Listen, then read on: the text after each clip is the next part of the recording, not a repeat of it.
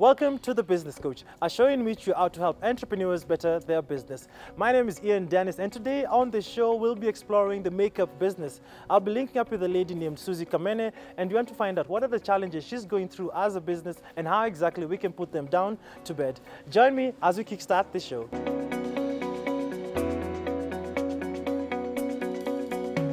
Susan, yes. You never studied for makeup. No, I didn't. Tell me about the story. How did you get into this? Ever since I was a small girl, I used to love makeup, but makeup, just lipstick, eyeshadow and all. And as I grew older into teenage life, college, high school, so when I got my first job, it's actually my mom who instilled this in me. She started telling me, you need to do something to do with beauty. And her first suggestion was, I need to sell beauty products. And I was like, no. That's what you think. Then she's like, why don't you become a makeup artist? I was like, makeup artist? How can you make money being a makeup artist? How can you even pay bills being a makeup artist?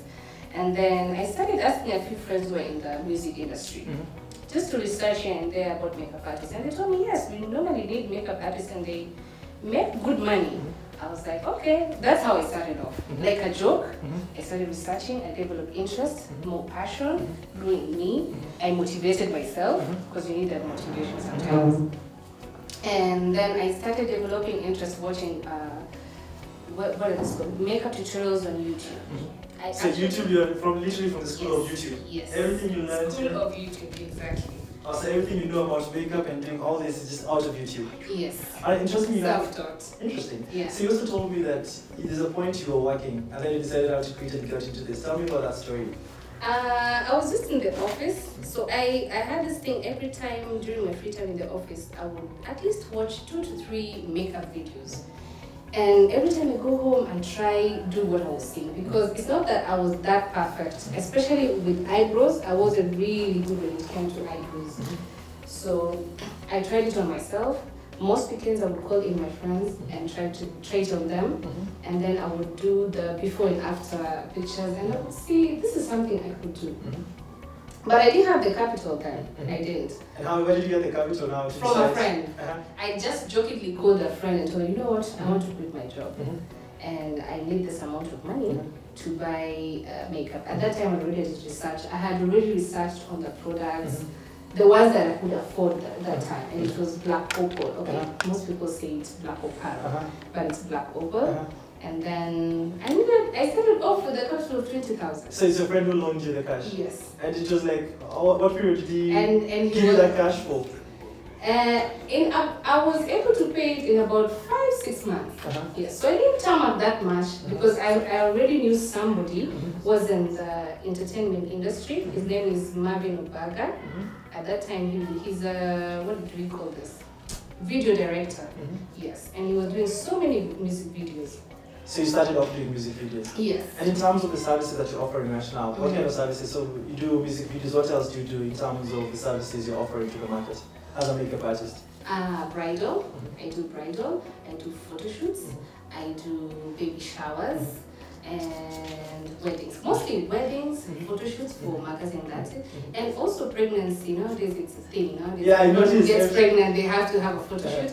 That's on the trend like for years now. Yes, weddings, baby shower, photo shoots, there. And from the services you're offering, the bridal, all these kind of services you're offering, which one is the most sustainable? I should see that brings in the income each and every weddings.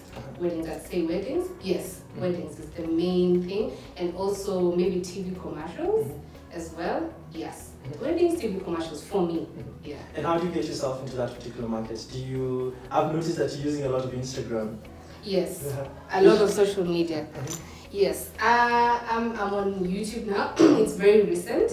I'm on Instagram as well, and Facebook. Facebook not so much. Nowadays is YouTube, Instagram, and also through previous clients who refer me, and also, like I said, when I started out, I did makeup for so many celebrities here in Kenya and a few from Tanzania. So people would see, oh, she did makeup for Vanessa Day. Can you do my makeup?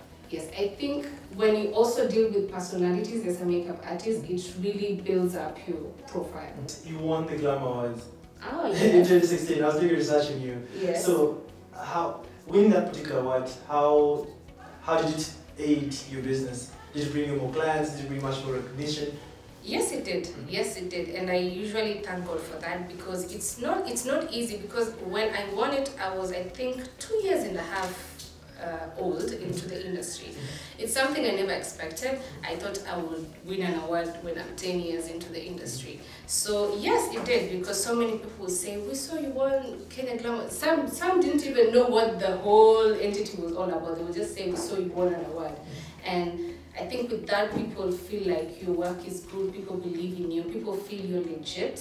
So, and even to have clients who can let you come, because I meet clients where I go to a home setup just like this. And I think because of that, people feel like this name is legit. I can invite such a person to my place and she can do my makeup. And in terms of now your plans to scale up and grow the business, what are some of the plans you're putting into place to ensure that you also get to go beyond yourself and scale beyond you? I really want to do corporate. I've never really ventured into corporate. That's what I would really want. But I think for now, I think I like it just me. How to scale a business? Scaling a business refers to growing a business exponentially without your daily active input. How to best scale your business is by implementing the SAM cycle, which is an acronym for Systems, Accountability, and Motivation. Systems are the set processes and procedures within a business that ensure efficient workflow. It is vital to have systems that work within the business as they form the basis for a business to scale. Accountability. A clear leadership structure is vital for any business to thrive. Regardless of being a business owner, it is vital to have an advisory board to report and keep accountable to. Motivation.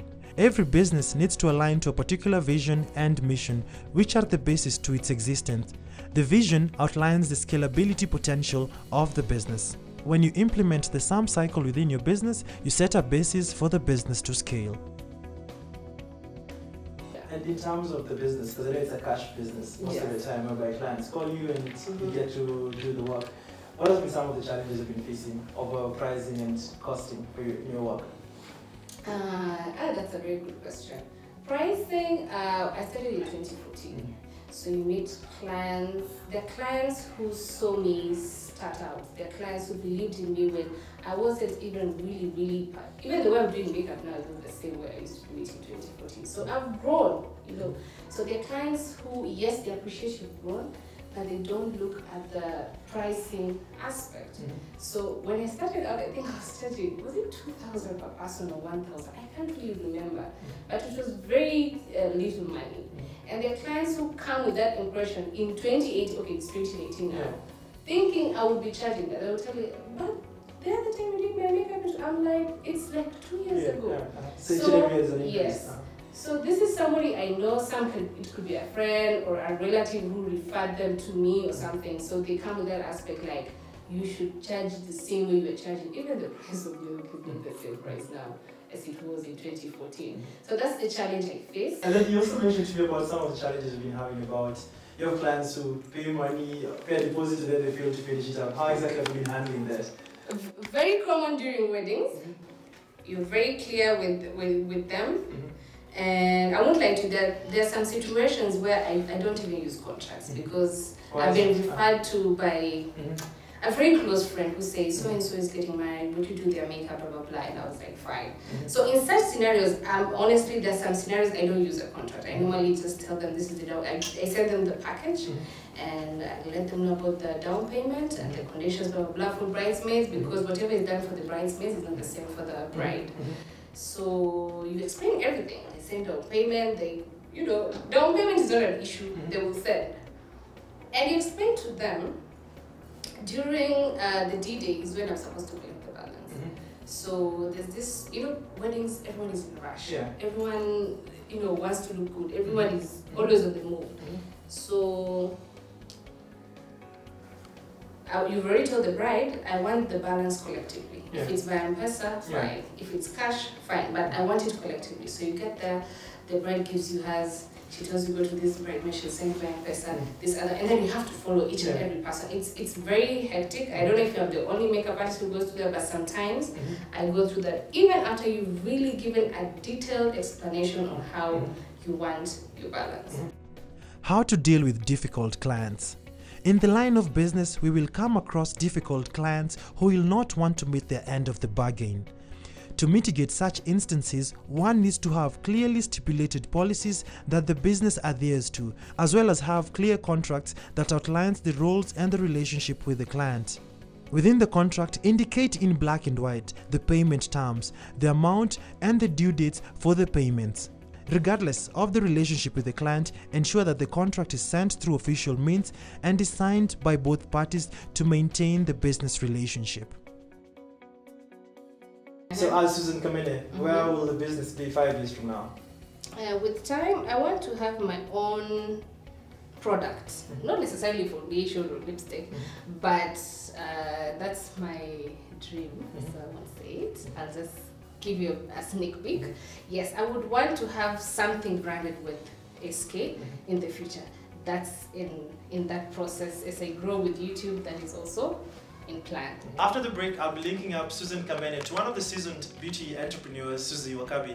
So keep it right here on The Business Coach, where we help entrepreneurs better their business.